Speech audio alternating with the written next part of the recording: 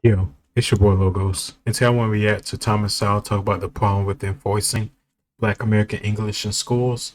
And when they say Black American English, I think they're talking about Ebonics and a type of speech that I really never understood, especially when I was younger, especially when I heard rap videos or rap lyrics when they would use double negatives and stuff that doesn't make sense. That never sounded cool to me, it just sounded weird and confusing and illiterate.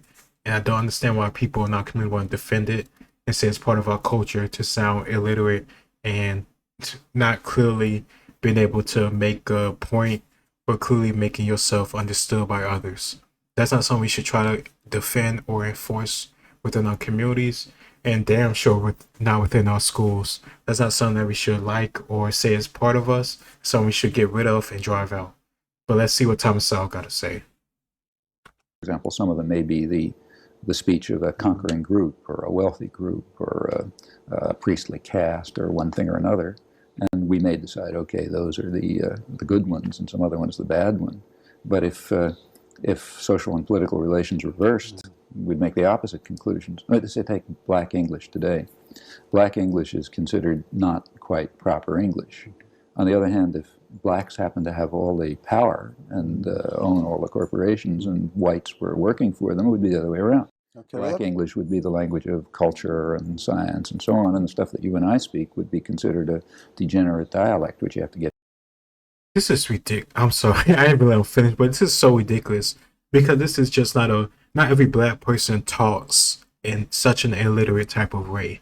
It's That's not the case. The more education you have, the more literacy that you have, and the more socioeconomic status that you're at, the higher that you're at, you talk in a much more literate way because you need yourself to be more understood by everybody to get to a way where you are successful because you have to work together.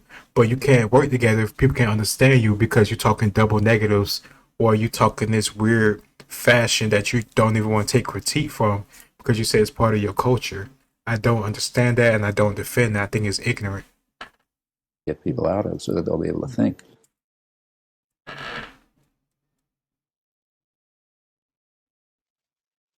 Many people, recognizing that those less fortunate may not have had the same opportunities as themselves, have tended to be less demanding about the standards being applied, especially as regards qualities not developed as well within the culture in which the less fortunate have grown up. A promising youngster with many good qualities and strong potentialities may not yet have acquired the habit of punctuality, for example. A generous inclination might be not to make a fuss over a chronic tendency of that youngster to arrive 10 or 15 minutes late. Perhaps a case can be made for modifying the tone or manner in which such a person is penalized for tardiness. But that is very different from saying that a lack of punctuality can be ignored or penalized less than with someone from a more fortunate culture who has been trained from an early age to be on time. Once again, that is part of the past that we can do nothing about, while the future consequences of what we do in the present are our real responsibility. In view of the fact that the kinds of future endeavors to which a promising young person with many good qualities can aspire are likely to have multiple prerequisites, and that the absence of just one of those prerequisites can negate the presence of all the others, a decision to ignore a deficiency in one of those prerequisites may not be an act of kindness in terms of its effects on that youngster's future prospects.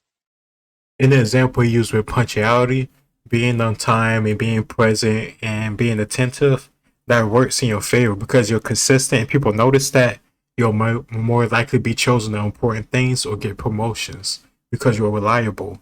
Not people can't always be there when people are necessary or needed, but if they see that you are, they're more likely to promote you and get you into a higher pay or a position of power because you're reliable.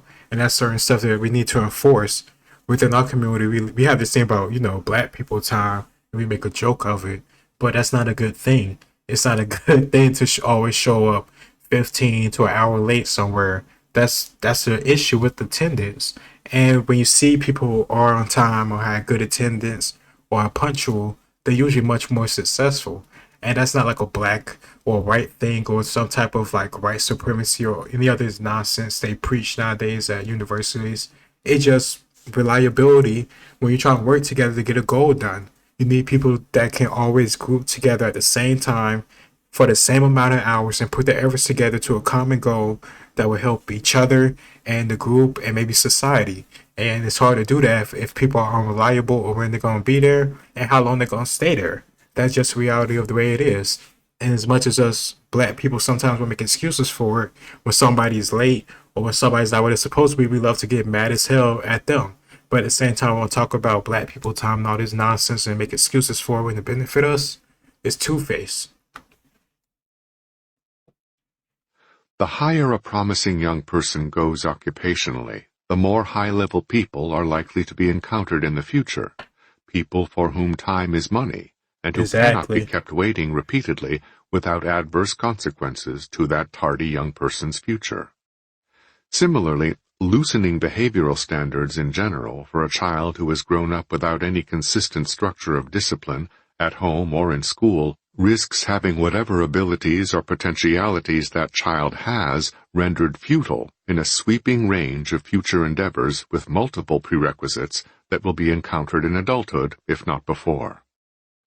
Being understanding or non-judgmental toward a young person from a culturally limited background may seem humane, but it can be the kiss of death as far as that individual's future is concerned. Something as simple as whether or not one speaks standard English can open or close doors of opportunity, again, especially in higher levels of achievement in many fields. Exactly, because so many things requires teamwork and teams working together to get a common goal done. Look at this PowerPoint presentation, for example. I'm not sure what role that woman at the desk is doing, but it seems like them two are working together. They must have some type of common communication and some type of plan set out to get that done. But for them to set out that goal and set out that plan, both of them must communicate effectively and clearly to get that done. It's just a basic thing. I don't understand why we try to defend illiteracy and bad English, improper English. It's just ridiculous to me. Yet there are educators who see an emphasis on standard English as needless cultural narrowness, if not racism. My goodness. Linguistic scholar John McWhorter, for example, sprang to the defense of those in ghetto schools who want to use black English in teaching black youngsters.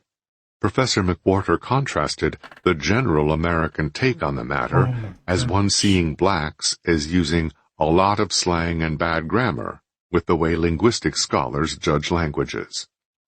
By the latter criterion, he depicts black English as being as much of a coherent language as French, Arabic, or Chinese.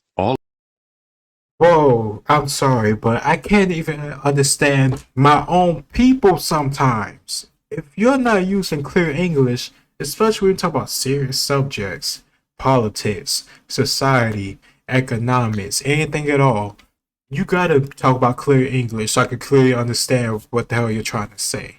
So to say that black English, quote unquote, is not improper or is equivalent to, regular proper English is ridiculous to me.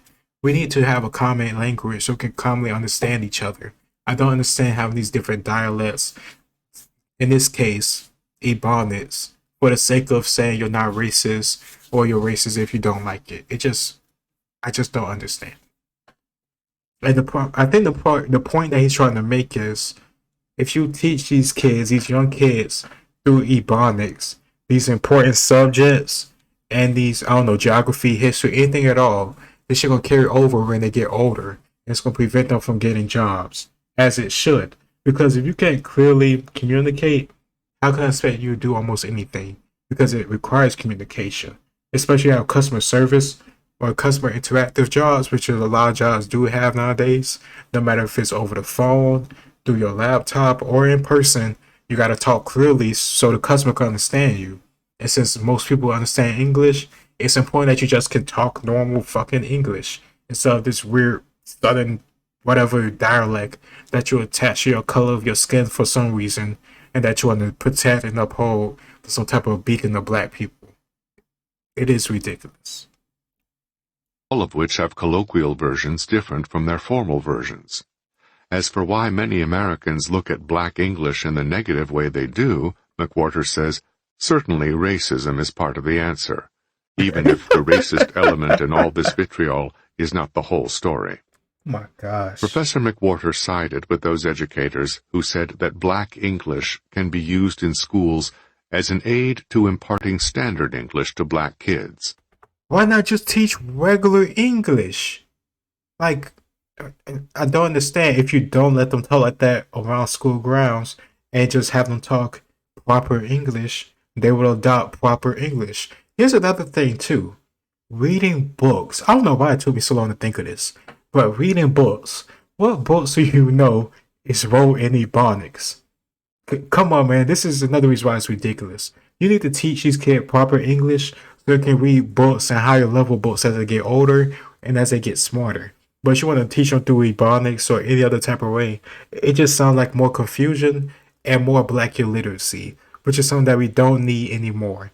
And as much as I talk about liberal professors brainwashing this generation, he's one of those type of people. It may not be him exactly, probably could be. I don't know if he actively teaches still, but it could be him. But it could be also people like him with the same ideology, saying the same nonsense.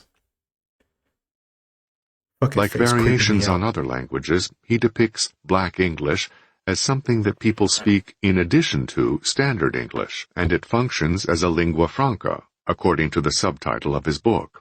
What? This picture of youngsters in the ghetto as simply being bilingual differs painfully from the reality of their abysmal scores on tests of English. Thank you. Like, look at black literacy scores. They are not where they should be. And I can't believe he had the nerve to call this bilingual. Is that really what the guy said, bilingual? Are you really trying to say Ebonics and proper English is the equivalent of knowing Spanish and English, or English and French, or German and freaking French if you live in Europe, or German and English and French? Like, come on, man. This is don't do that. Don't you dare do that. Say Ebonics and speaking proper English makes you bilingual. That is an absolute joke. This is another example of them minimizing standards to not seem quote unquote racist or, I don't know, hateful towards black people or minorities. And it is sick. They do it with the test scores, they do it with attendance in certain Ivy League schools, and this stuff needs to stop. If you want to reach a standard, study hard, work hard, and get there, and prove your worth, but don't get no handouts to people because of their skin color. This is nonsense, and I think this is degenerating our civilization. Far from being a lingua franca facilitating intergroup communication, as John McWhorter depicts it, black English is a barrier to communication with hundreds of millions of Americans, as well as a barrier to communication with 500 million people around the world who speak English. Thank you. It is a devastating constriction of the future opportunities available to black youngsters themselves. Shoot, if nobody else can understand what the hell you're saying or will allow you to work in their place besides placing in that community who is impoverished, who speak like that and can understand that nonsense, how far can you go? You can't go far at all because nobody can understand what the hell you're saying. That's the issue right there too. If only a certain amount of people can understand that finite, whatever you want to call it, Ebonics. Like, come on, man. Of course you're not going to be successful. Because the people who are successful don't talk like that. And it's going to be a cold day in hell if you expect people just to forcefully change your language and force themselves to understand yourself because you want to talk ignorantly and improperly so you can feel good. No, stupid. Where are the books on mathematics, science, engineering, medicine, and innumerable other subjects that are written in black English? Exactly. Professor McWhorter's defiant posture of defending fellow blacks and their way of talking contrasts painfully with the social reality of sacrificing the futures of whole generations of young blacks. And it's not just this professor, not Thomas Sowell, the other professor who said this nonsense. It's not just him. It's other people too nowadays saying the same type of nonsense when they talk about gang violence or black poverty. Just excuses instead of looking at ourselves and the real causes of it and the reasons why we need to change, and not because we want to live up to the white man or try to live within the right society. But because these things make sense and it's gonna lead to success and prosperity, which is the stuff we say we always want, but we never like doing actual things to actually get it. Language issues are not peculiar to blacks or to the United States. Such issues have polarized societies around the world, sometimes to the point of riots and terrorism, as in India, or even a decades-long civil war, as in Sri Lanka. Because languages in Western Europe developed written versions centuries earlier than the languages of Eastern Europe, the range of written material in the Slavic languages was far more limited, in centuries past, than the range of written material in Western European languages. Thus, a Czech child in the Habsburg Empire during the early 19th century could be taught in his own native language only in elementary school. It was 1848 before there were high schools teaching in the Czech language. Prior to that time, a Czech youngster had to learn German in order to become educated above the elementary school level and thus be able to aspire to a wider range of occupational opportunities as an adult. None of this had anything to do with the linguistic characteristics of either the German language or the Czech language, and everything to do with the inherent constraints of the time, when the prerequisite written knowledge for some professions was available in German but not yet in Czech. Ironically, a Japanese-owned multinational company has decreed that English will be the sole language of the enterprise, wherever the company's branches are located around the world. In other words, they recognize that English is the lingua franca of international commerce, as it is the language of international airline pilots communicating with airports around the world. In Singapore, with an overwhelmingly Asian population, not only are all school children required to learn English, the language of instruction in other subjects is conducted in English. In such cases, the choice of language is based on practical considerations for the welfare of people, rather than on symbolic or ideological issues. Practical issues about social and economic realities seldom have anything to do with the kinds of things that preoccupy academic linguists. Group spokesmen, activists, or leaders may be preoccupied with languages as badges of cultural identity, but cultures exist to serve human beings. Human beings do not exist to preserve cultures, or to preserve a socially isolated constituency for the benefit of leaders. Very well said. And I think that's a problem with a lot of stuff nowadays, that they rather go with feelings over facts. They rather protect a certain negative lifestyle or negative behavior for the sake of saying that's part of the culture, or you don't understand them, or don't be racist. And another thing that popped in my head while this was going on too, if you're an American and you've gone to school in a public school and you have somebody from a foreign country, or you grown up or you're an adult and you worked at a job with somebody from a foreign country and you learn that they know multiple languages, like let's say they're from Western Europe, so they might know French, German, and English. We're so impressed and astounded by that. But part of the reason they do know that stuff is because one, the culture is enforced in the schools, but also the geography, everything's connected. We don't think about this type of stuff because we always, I don't know, one just get astounded by the superficial of it. But we don't realize we could also enforce that type of stuff in our schools.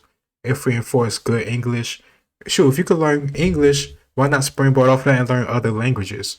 We have that stuff as electives, but oftentimes the people who do take that type of stuff are the people who are already good at English and not good at the other subjects. But how could you be good at the other subjects and take an advanced language like French, like Spanish, like Italian, or any other foreign language if you can't even speak proper English and you can't even use proper English to get your grades right, so you can't take a more advanced and rigorous elective?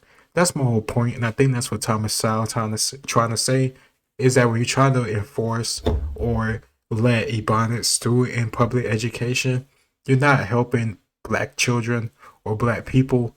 You're honestly being very, very harmful to them, because nobody in the world talks like that, except the same impoverished people who will probably stay impoverished, because there's no way in hell you're going to move up like he showed in a company or corporation or any type of place. If you can't even speak clearly, shoot, you might not even get hired in the first place. If you can't speak clearly and I don't know, convey yourself as an illiterate, functioning adult. And somehow, some way, in the modern society, in this modern world with all this technology and knowledge and access, we still have people defending people. I'm sorry, we still have people defending those who talk like they're slaves or just learn English and use Ebonics. I don't understand it. I don't defend it. And if we want to get better and improve the standard of people within the black community, the first thing we need to do is cut out all the nonsense and the stuff that we say is fine or make excuses for and say it's part of our culture to make people feel good. Certain stuff, just because it make you feel good, doesn't mean it's good for you. It's your boy Logos, and I'll talk to y'all next time.